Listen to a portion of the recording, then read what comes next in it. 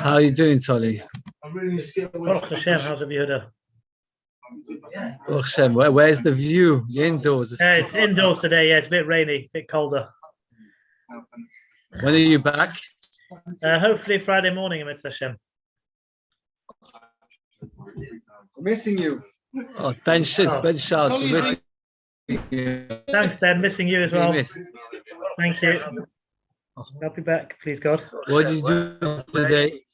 Took them to a farm. Indoors today, yeah, perfect farm weather. Oh, a second.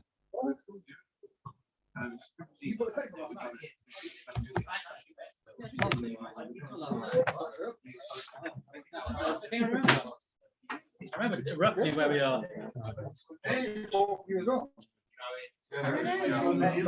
Right. Disgusting.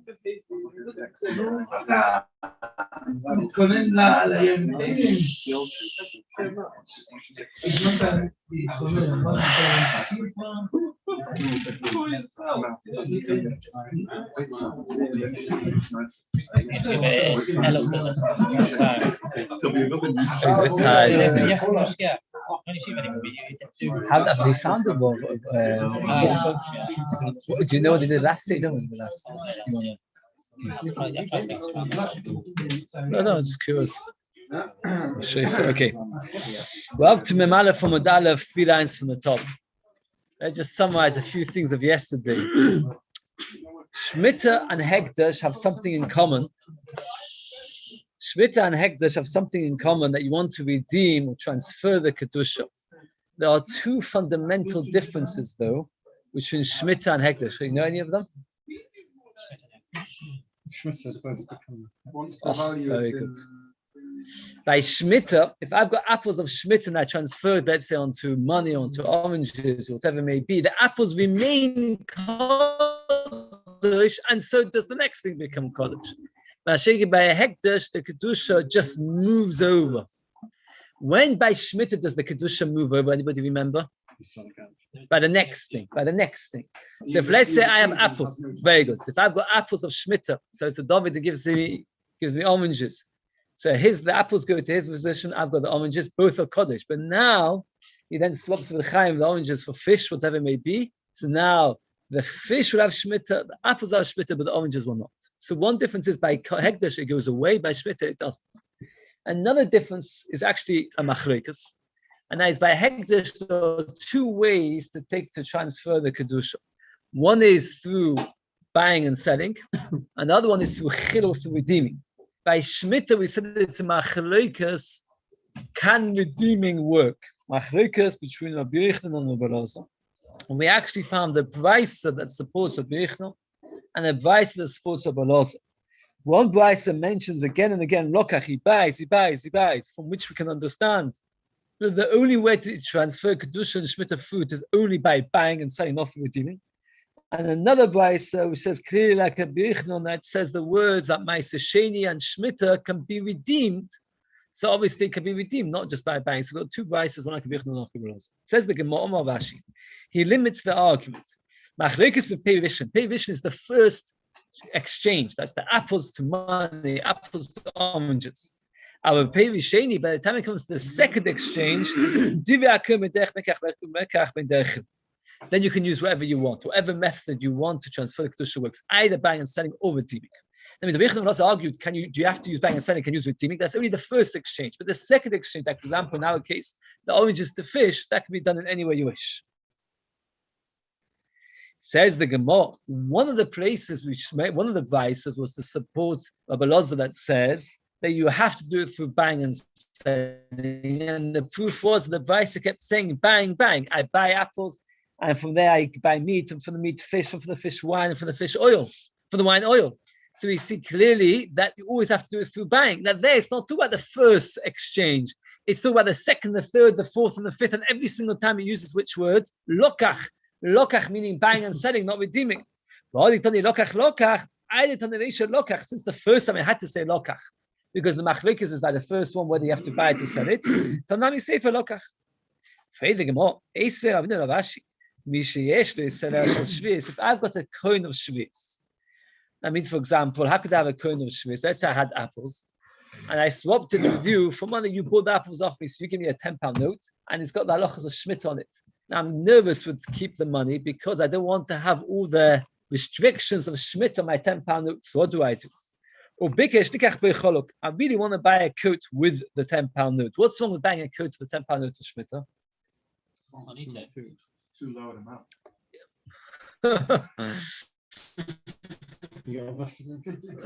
£10 for a coat, that's enough money to pay for a coat. But Rashi points out you're going to have a major issue when it comes to this man bill. A coat, what are you going to do with the coat when it comes to this man bill? Rashi's bill that you have to get rid of the coats and stuff. It's not like food that you can eat.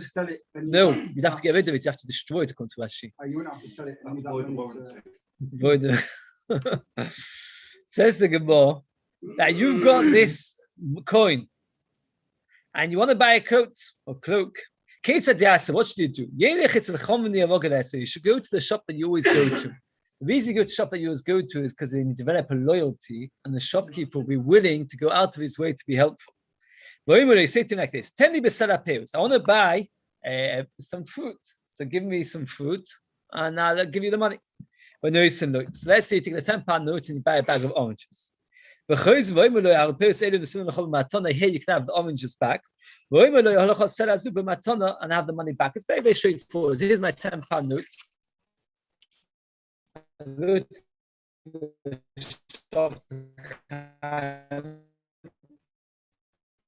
The shop that always buy. Let's say you own which shop cash out. You give me a bag of oranges, I'll give you the £10 note.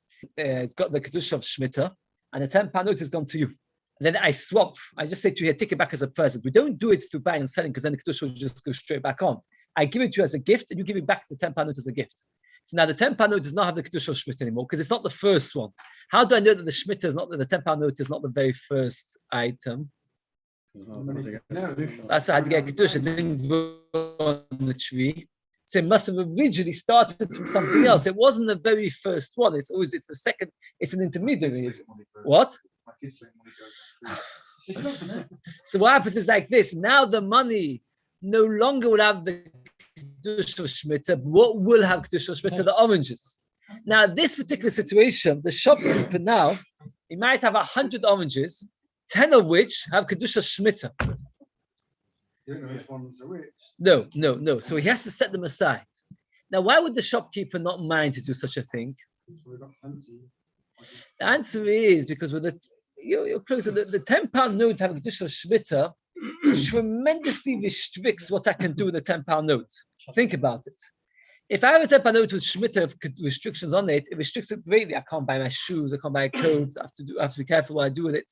So, Mashenkin, the oranges. If they have kedusha Shemitah, what happens now? They have to be eaten before bill. So the shopkeeper will come to the next customer and say to him, "Look, I've got these oranges. You should just let go kedusha Shemitah. Do you still want to buy them?" So what happens is the shopkeeper has not lost out of it so much. So a shopkeeper which you're common to go to, he would be willing to do such a thing for you. Says the Gemara. Whatever you want with that money. The money is a perisheni. The Vaisa clearly talks about buying and selling, not through redeeming. If redeeming would work, like Rashi says, by the second fruit, meaning by the second stage, then you wouldn't need to go to the shopkeeper and say to him, "Give me the fruit," and then swap it back. You do 2 exchanges. I give you the money, you give me the fruit. Then I give you the fruit back as a gift, you give me the money back as a gift. Rather, I just go to you and say to you, let them redeem the money straight onto the fruit. We don't need to go out, buy and sell. Only by the second pay, the second fruit, the second stage. That's the machlekes.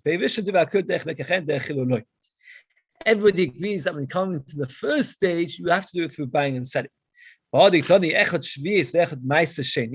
Earlier we had a Vaisa that says, the Vaisa which supports Rabbi Yochanan, it says whether it's Shemitah or whether it's Ma'aser Sheni, then you're allowed to redeem it on everything.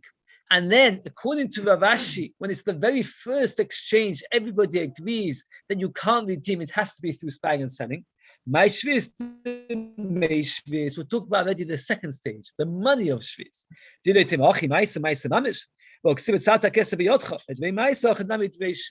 say it's a very, very important point. When it comes to Ma'aser Sheni, what is Ma'aser Sheni? Let's get it very clear. On the 3rd and the 6th year, So in the first and the second, the fourth and fifth year, after I've taken Truma Bikurim to the Kohen, and then I Ma'aser Rishon to the Levi, and then I take Ma'aser Sheni. That's another 10%. What do I do with that second 10%? Take it to Shalim. If it's too far, what do I do with it? Redeem it.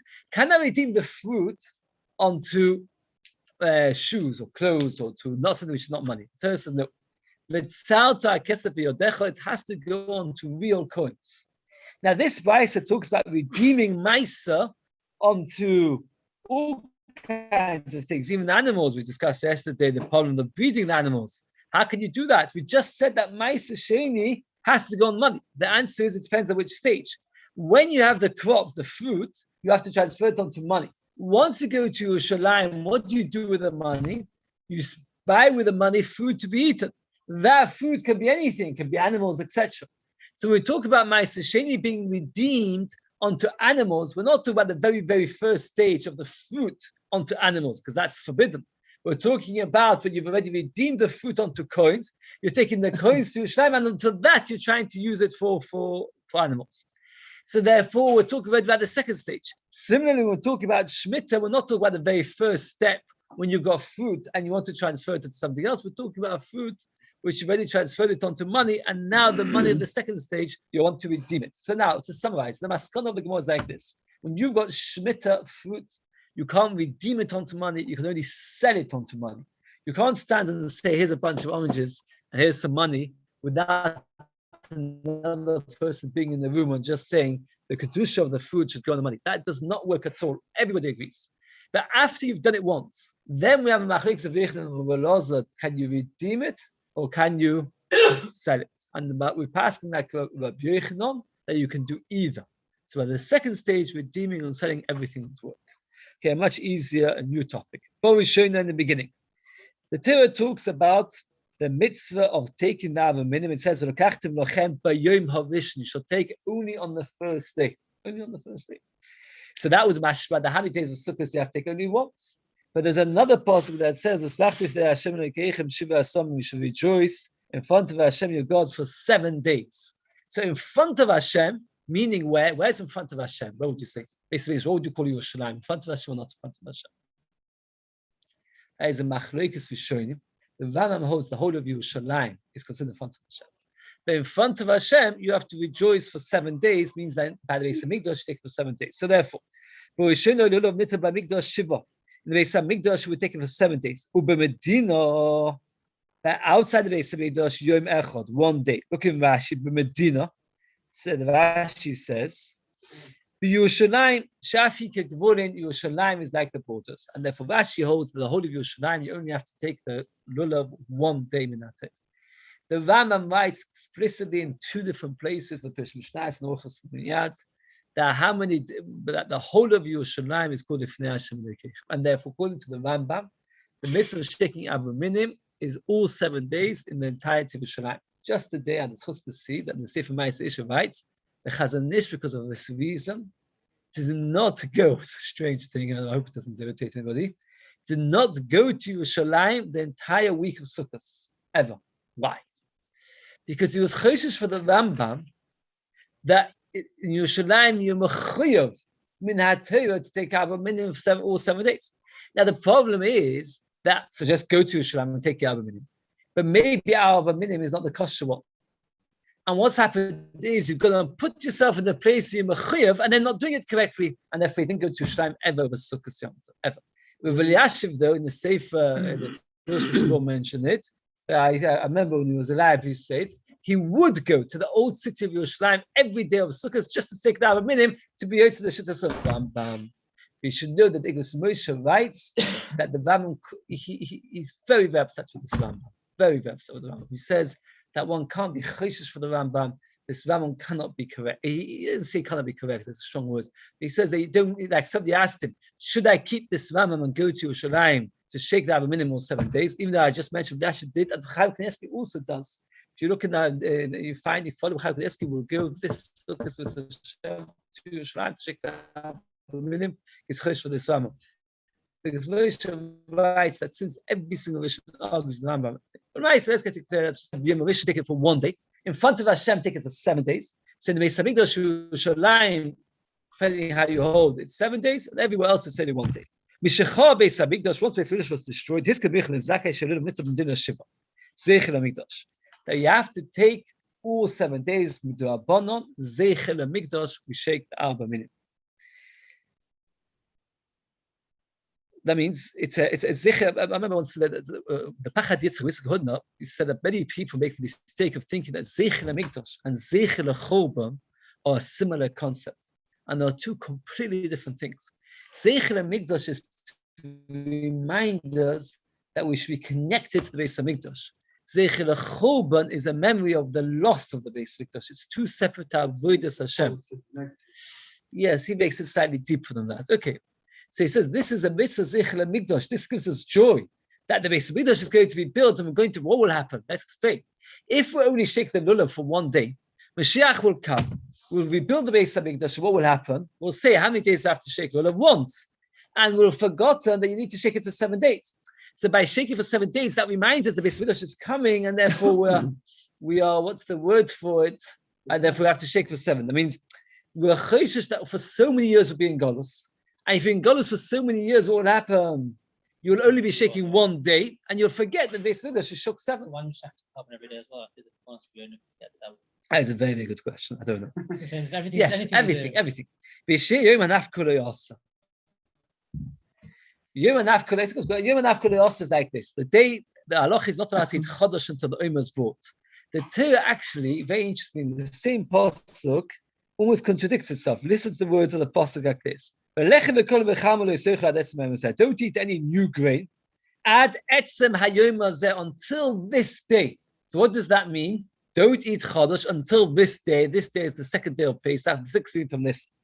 Ad aviachem es kohen elokeichem, until you bring the korban of the Omer. I ask you, is it till the day, or is it till you bring the korban? Is it till the 16th of Nisan until you bring the korban? It's two separate times. They bring in the korban, you can bring it 2 hours after the day break starts. So which one is the correct one? Till the day until you bring the korban. That's a contradiction. The Gemara answers that it depends. If the Beis Hamikdash is standing, until you bring the korban. If the Beis Hamikdash is not standing, is until that day. In the Shitta, until that day, we have another machlokas. Till that day is till inclusive or exclusive. Meaning, are you allowed to eat chodesh on the 16th of Nisan? Because the Torah says, don't eat chodesh until that day. Which day? The 16th of Nisan. Does that mean on the 16th of Nisan? On the 16th of Nisan, I'm allowed to eat chodesh. On the 16th of Nisan is forbidden until after. That means we've got 3 different ways for the Omer to be. The morning of the 16th, as soon as dawn breaks. The morning of the 17th, because you need until this day, meaning until the end of this day included, and then morning of the 17th, or until the korban is brought when the Beis Hamikdash is standing. Came along with Yechim and Zaka, and he said that nowadays you have no Beis Hamikdash, you're not allowed to eat the korban, you're not allowed to eat chodesh the whole 16th of Nisan. So nowadays it's not so negia because we don't usually buy fresh grain on the day after the first day of Pesach. All our matzahs have to be make sure that they're from Yoshon, because if they're from Chodesh, we can't eat the first night Seder. But let's say, for example, the night, I tell you what happens with us. Cheerios are often Chodesh, you should be aware. So about 3-4 months before Pesach, I stock up on about 30 boxes of Cheerios, Shreddies and K-Flakes and all these cereals. So there's about 60, I buy a very lot of it. And that way, I'm not on the problem of Chodesh because the basin put our ability. And what happens is we usually run out a week or two, like a month or a week or two before Pesach. Then I can't buy anymore because it's Chodesh, Chashash Chodesh. But then the Motzei Pesach, we can restock on cereal because by then it's already past the 16th of Nisan. So that's that. Now, Tesis points out, if you look at Tesis, Visherim and Af, Tesis like this: how big takonas tikkun Abichim and Zakkai? Abichim and Zakkai made many different takonas. And after tikkun Yachad, made the two together. It means really, Tesis asked Abichim and Zakkai made. We will see the Mobile Kaman Kedusha many takonas, and suddenly we bring 2. Why these 2? Says Tesis he made them at the same time. I once heard the Shem, I think it's the Chidushei Harim, if I'm not mistaken. It says a chap. It's a very nice chap. Unfortunately, I haven't seen it inside. I only heard it. And now it's like this: that the problem with shaking for 7 days. Why do we shake for 7 days? Because if the chumah lasts for a very, very long time, we only shake it for 1 day. What will happen is people will think to themselves that you only need to shake once, and people have forgotten shaking this for 7 days. Because let's say it's happened 100 years after the chumah, we don't remember anymore shaking this for 7 days because it's been so many years since it. So when Rabbi Yechon made that takana, there was a huge despondence. Rabbi Zakkai lived through the chumah, right? Rabbi Zakkai was the one who spoke to the Roman emperor. When he told people, I'm telling you to shake for 7 days, because you might forget that the Beis Hamikdash shook for 7 days. People said, oh, wait, you're telling us it's going to be a long golus, so I'm going to forget what happened to the Beis Hamikdash. So he saw a despondency. So he made a new takana. The new takana is that the Omer, you're not allowed to eat cholosh the entire day. The Gemara will explain the chashash is that the Beis Hamikdash will be built very, very, very quickly at such speed that you will not have time to bring the korban Omer on the correct time. So by doing that, he counterbalanced that feeling that the Beis Hamikdash is going to be built quickly, and that's why I made the two takanas straight away. It's a nice chab. I remember correctly from the Chedusharim. Think about it, it's very nice. Okay. Says the Gemara, no, of dinner Zeichel Hamikdash. How do you know you have to make a Zeichel Hamikdash? I'll bring a healing for you. Arucha is a heal, it's a bandage. I'll heal you. They've called you the one which has been pushed away. There's nobody seeking it out. And that the Navi is saying in the name of Hashem, Hashem is upset. From there we see that you should do Dvisha, right? Okay. So therefore there's a mitzvah to do Zeichel HaMikdash. Okay. Let's go through it outside a little bit to make it very clear. We just explained before that the Torah tells us 2 times when you're allowed to eat Chodesh. What are the 2 times the Torah says? What's the 2 times? Till you bring the korban. Yes, you can bring the Omer on Shabbos. So therefore, it's a Mishnah Menachos. So what happens like this? Let's get it clear again. If the pasuk says 2 different times. One is at Sheva Nefkula. The pasuk says Ad Etzem Vayivazeh until this day. Until this day is the 16th. And then it also says until you bring the korban, which is a contradiction. What's the answer? It depends if there's a Beis Hamikdash. If there's a Beis Hamikdash, you have to wait until the korban is brought. If there's no Beis Hamikdash, then immediately at daybreak. Now the Gemara asks the question as follows: why did he have to say that the entire day should be forbidden? Whatever happens in the future, by Chatzos it should be okay. Why? If there's no Beis Hamikdash, let's say the next day, what will happen? It doesn't matter, because by daybreak it's okay. If there is a Beis Hamikdash, the halacha was that Beis Din was vizim. They were not lazy about it. By the time it came to Chatzos, you could be sure that the korban was going to be brought. So why did the Birchim and Zakkai need to forbid the entire day of the 16th from the Chodesh? Why didn't he just say that the half a day should be forbidden? And either way, it'll be okay. Either the Beis Hamikdash, the Beis when they brought the korban, or the Beis Hamikdash the daybreak. Says it like this. We should have also my time and may the Beis Hamikdash be built quickly. Last year, if you would not made this takana. So let's say this year we would have eaten the Chodesh, the 16th of Nisan in the morning, because there's no Beis Hamikdash. And when there's no Beis Hamikdash, which is the deciding factor? Morning. So the next year when Beis Hamikdash is built, they'll eat also by daybreak. But the people will not understand. The fact that morning dawn, that was good enough. And therefore, the reason Birchim and Zakkai had to forbid the Omer and they forbid Chodesh the entire day of the 16th is because if he permitted it in the daybreak, like that Torah tells us, then the next year people will eat it by daybreak and they won't know that now there's a Beis Hamikdash standing and you're not allowed to eat it until the Omer has been brought. It says what? Even the Amos. When was the Beis Hamikdash being built that were Choshesh? If the Beis Hamikdash Mashiach comes on the 16th of Nisan, that following year, who cares? When the daybreak came, Mashiach hadn't yet arrived. Since he hadn't yet arrived, so therefore, by daybreak, the Omer became permitted, the Chodesh became permitted. By daybreak, the Chodesh became permitted. Why? Because Mashiach hadn't yet arrived. The Beis Hamikdash was built on the 15th, on the first day of Pesach. It should be permitted from midday. The fish ain't basin misatznim boy basin were never lazy. So what was built the night between the 15th and the 16th. In close to the end of the 15th. Meaning that what will happen is that Birchim and Zakkai was choshesh for the following scenario. He was not choshesh that Mashiach would come. Let's say by the time it would come to the 16th, he would already brought the korban by Chatzos b'mutar. He was choshesh that Mashiach would come, let's say the afternoon of the 15th of Nisan, or that night. And then by the time everything gets going, the Omer will not be brought before Chatzos, and therefore the entire day of the 16th of Nisan one is not allowed to eat Chodesh. Rashi and Tosfos both ask the following question: that the Gemara tells us that you're not allowed to build a Beis Hamikdash on Yom Tov, and the Gemara also says in Shavuos that we do not build a Beis Hamikdash at night. Since we don't build a Beis Hamikdash at night, and we don't build a Beis Hamikdash on Yom Tov, so again, what's the problem? Mashiach can't come on the 15th.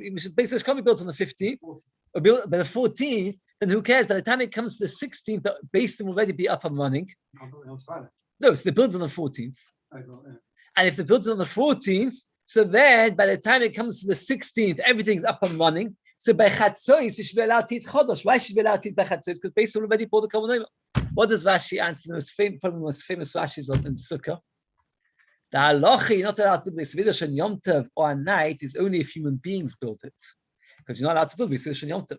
But the third Beis Hamikdash, who's going to build it? Hashem. Since Hashem's going to build it, he can build it whenever he wants. And therefore, he was choshesh that the Beis Hamikdash should be built the 9th or the 15th of say the thing, and Beisim will not have time to do the Yome, and therefore that will end up that will be. That's the Rashi. That's the Rashi insights. The third line for the bottom is Kaivan Omer Shavuos. Towards the end, the Ein Beis Hamikdash Shloich Yom Tov. Hani Mili Binina Banu B'Dei Adam. That's something which is built by human beings. Our Mikdash Sha'aseh Shalom Mitzapim, which we're waiting for. Banu Yom Meshuchar Yigala. It will come and revealed, already built, already Meshuchral. Doesn't just mean built. Who's got a good translation of Meshuchral? Meshuchral means developed. It means beautified. And in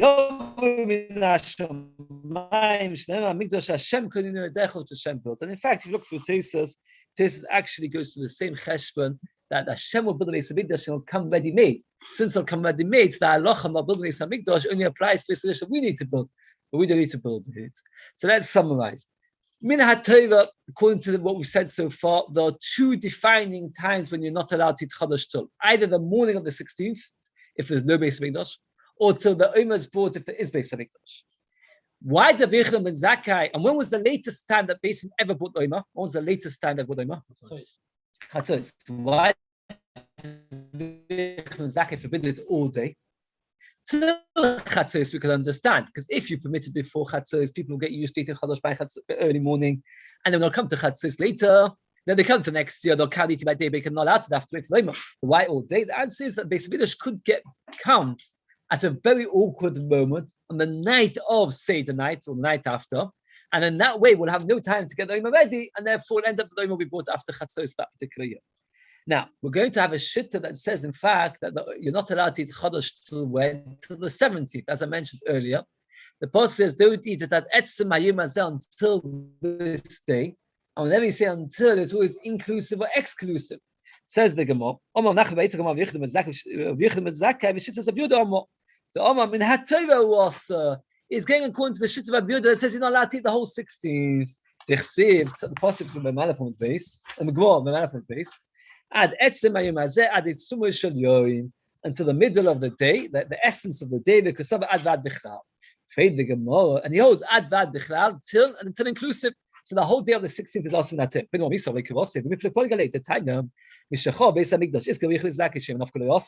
day of Henna should be completely also. Omar Abiyudah said, that means Abiyudah understood the whole day is also. As Abiyudah the Kotoi, who someone would do a bonon kama, he thought Yechim and Sakai was making a mitzvah to a bonon, not to eat Chodesh all day. Velohi, midoraisa kama, he forbade him in that Torah. Forbade him over Hiskin kama, my Hiskin doash for Hiskin idalsh, and he was Masak. Let me like this. There are two different ways completely to understand the Yechim and Zakai.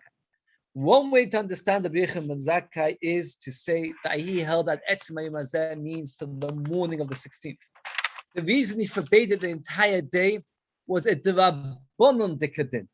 Why? In case Beis Hamikdash gets built at the awkward time and the Yoma is not brought and people beat Chodesh without realizing. But Min HaTorah, really, you're allowed to eat Chodesh from the dawn of the 16th. There's a completely different way to understand the Yechim ben Zakkai. That Yechim ben Zakkai held that Min HaTorah it's forbidden to eat it the whole 16th, because he understood that Etzem Hayom Hazeh until this day, to the essence of this day, including this day meaning including the 16th until the 17th. According to that explanation, why does the Mishnah say Hiskin? Hiskin means to establish, to make a new takana. And he didn't make a new takon according to this. According to this, he holds that's been that forbidden. And says hiskin of him means dosh for hiskin. He darshaned and he explained this halacha. But really, this halacha was already minater. Rashi points out very briefly, but it's really something a bit longer. I once gave this out. I don't know those who came later. This charts, various charts, which are very fundamental. I'm sure you've all memorized them over time. Now, what happened was the Gemara over here at this stage is saying that Rabbi Yochanan Zakkai is like Rabbi Yehuda.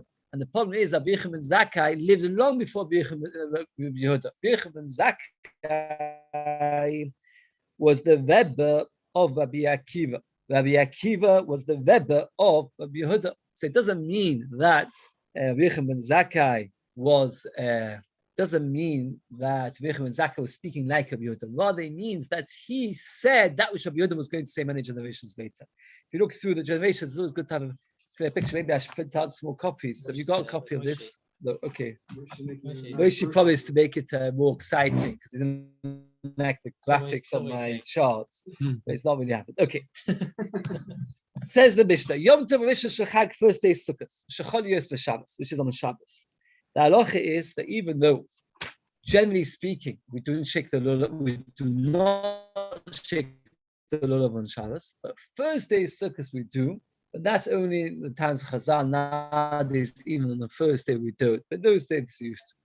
Kol hayom molichidus leven ve'isakveses. Everybody would take the lulav the day before echad ve'echad. Everybody would get up early and come. Avoid, because the mashkim would get up early and come. Kol echad ve'echad makiyas shelo would recognize his v'noitlo and take it. They shavu chachamim in other words they chavasi beyond to v'shem v'lo v'shlecha beva. You're not allowed to use for somebody else's lulav. The rest of the sukkahs you can. The many people still they point out the words of the Mishnah mashkimin. They would get up early. The mochos mashkimin. There's a Ramah, the last simon in Halachas Yom Tov. The Ramah tells us that on Yom Tov one should get up late. Do you know that? The Ramah says on Yom Tov one should get up late. Part of the Yom Tov is to be able to prepare the meal properly. But the first day Sukkot, mashkimin. The first day Sukkot, we get up early. There are some people that have the minhag to get up early, first day Sukkot, to shake the lulav, because the mitzvah of lulav is from nets. There's a famous story with Rebbe. What happened was they found him on the first day Sukkot, and his hands were bleeding. There was glass everywhere, and he was holding his Abba Minim with a big smile on his face. And they asked him, "What's going on?" So he said that what happened was he was waiting for nets to be able to shake the Abba Minim. And the Abba Minim were in the glass cupboard. And he spent the whole night in anticipation. And when finally he came to nets, he was so excited, he didn't notice it was in the glass cupboard. He didn't notice there was a door. He put his hand through the door. And he didn't realize he had cut himself. He was so excited to hold the Abba Minim. And in fact, the Arizal was also makpid to shake Abba Minim by nets. Therefore, there's some people that have the minhag to get up early to shake the Abba Minim. What? To shake the sukkah before shul, yes. In my childhood memories, what happens is my father used to get up early to shake Abba Minim. I used to try to do it quietly, not to wake me up. I was always be awake. Yes. And that's right, he can't eat. And he always wanted to have his tea. My father is very big. Tea, just therefore, you have to shake Abba Minim before tea. Actually, the truth about it is, tasting food is okay. It's just eating a meal. It's less if it's having a piece of cake is more of a pot. Look how the tea is okay. The first day Sukkot is the Shabbos. He took his lulav to Shusarabim. Why did he take his lulav to Shusarabim? He wanted somebody to teach him the correct way to shake it. Part of they should say b'shus. The halacha is that if a person is a Shabbos by mistake, what does he do? Because a chatas. This is the famous shit of Rabbi Yosef. We've had it a few times, and we're going to have him again in pieces of great length. That Torah mitzvah mitzvah. When a person is making a mistake in his eagerness to do a mitzvah, he does not bring a chatos. Where's another example? Anybody remember another example? You had it quite a bit. No, the whole Succa about in Shabbos. Does anybody remember? If a person does mismila on a baby which doesn't need to be done on Shabbos, then he's part of chatos. There's other examples, many Gemaras about this. Okay, so it says, we're not on the meaning. How do we know that you can't use somebody else's lulav first thing. In what way? It doesn't say by shofar that they used to in those days. Their shofar on this. Oh, we'll see. It's like this. This din that you would shake on Shabbos was the original halacha. Later they forbade it. By shofar, it was always a lot. It's not on Shabbos. No, I think it was a later takana. I don't think it was.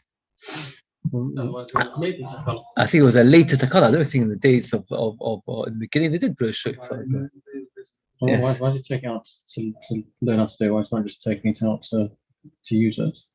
I saw the shit was saying that because why? Because why did he take it to Shushavim to use? Why can't he just shake it at home? What's he doing? Take it to Shushavim. Sure, I expect off. But what, he wants to do it in front of the Sarigdosh. Because they have the second shofar.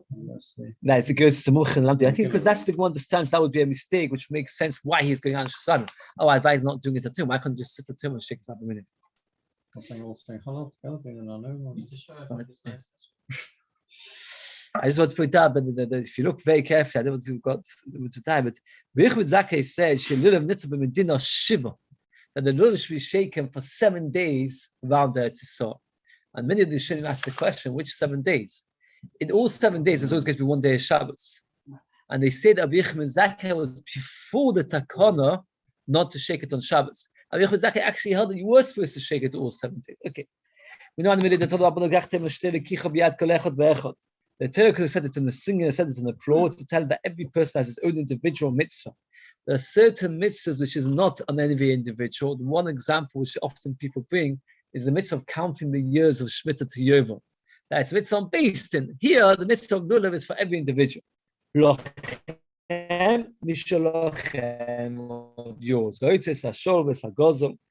can't almost chachamim in other ways. They want to wish a shachag with love, shachadei. Adam can also learn matzah and ask gave it to him. So let's go one couple of things very, very briefly. So I want to point out like this: the Shmuel got a huge arichos as to the halacha that if you go knock a person's door and say, "Can I use your lulav?" and the wife gives it to you, can you be yotzer? Because a wife not necessarily got the right to give away her husband's items. There's one point also the Shabbat is about Pashas is not yotzer. You have to ask the husband to calm me down the wife. Another halacha is like this. We mentioned once before, many times before, that there's a mitzvah that nichle leinish le'av mitzvah b'memoineh. Person's happy. So if I come to shul and I see your shofar, I'm allowed to blow shofar with your shofar. Person's happy. So the question is, if I come to shul and I see your lulav, can I shake your lulav on the first day? And the answer is no. The reason is, interestingly, is like this. Because to be yotzer lulav on the first day, the only way to be yotzer is if it's yours. So therefore you could say nichle leinish, they should be magnet to you for a short time. That we don't say. A person's happy, but as long as it's my item remains his. A person's not going to agree to have that lulav should go out of his reshus. So if you come to shul, you see something that's you can't pick it up without actually being clean. Just the first day or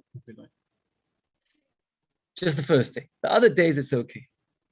The other days, right? The other days you can be yotzer because of nichle leinish. So the wife will do it on the other day. Yes, the other wife will do it. Mais Gamliel va Bishua va Beloz va Azav va Kiva she'boin besfin came in the boat, but lulav elam Gamliel bevat. Gamliel was the only one who had the lulav. Shalok chibel so they took it for 1,000 zus. I saw Yibshim 11 times got whole avichos. How much is 1,000 zus in nowadays currency? How much is it worth? Halach is that a worker would work the entire day for 4 zus. So it's 250 days of full wages. It's a full wages. One woman says something like that, but 3.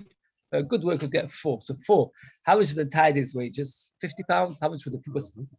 Yeah, you wouldn't get to work here. Depends on the question. 8-hour day on minimum wage is £70. Yeah, the question is, how do people? Yeah, I suppose you're right. So 250 times 80 odd pounds. Let's say it won't be less than 80. You won't get a full day's work. Okay, it's about £20,000. And he points out that usually the cost of things come up when there's competition. He says, but over here, there was hardly anybody to buy the lulav. It was just a few other people. They must have bidded themselves up to 1,000. So how did they cut to such an expensive price? Maybe. Not the Gamliel v'yotzbe. Gamliel, we took it and he was yotzbe, not the Rabbi Shab matana. Not the Rabbi Shab yotzbe, not the Rabbi Loz v'azav matana. Not the Rabbi Loz v'azav yotzbe, not the matana Rabbi Kiva. Not the Rabbi Kiva yotzbe v'chzir Gamliel. Why did you have to give it back?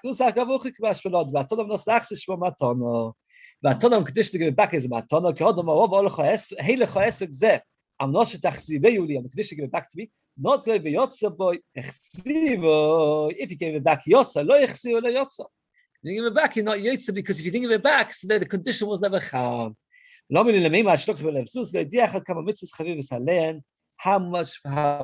precious mitzvahs were to them. There's one thing which Tesis discusses over here, the third Tesis, and very much more Tesis than others. And we generally have many rules about conditions. For a condition to work, it has to be Tanai Kid and a Maisa. That means you have to make the condition before the action. It has to be Tanai Kofel. And the question is, do you need all of these things to work by Matanam Nostachs? And the consensus of the person, not all of them, is that you don't need it. The reason being because it is all inferred from the action that you're doing. Like Tesis says at the second to bottom Tesis, that in the end of the day, he was Matanon Nostachsim. He gave it to Rabbi Shua. Did Rabbi Shua give it back to Gamliel? No, he gave it to somebody else. He gave it to Rosh Lazar. The answer is it was all understood. Everything which is understood, let's see the Tesis side is a short one. That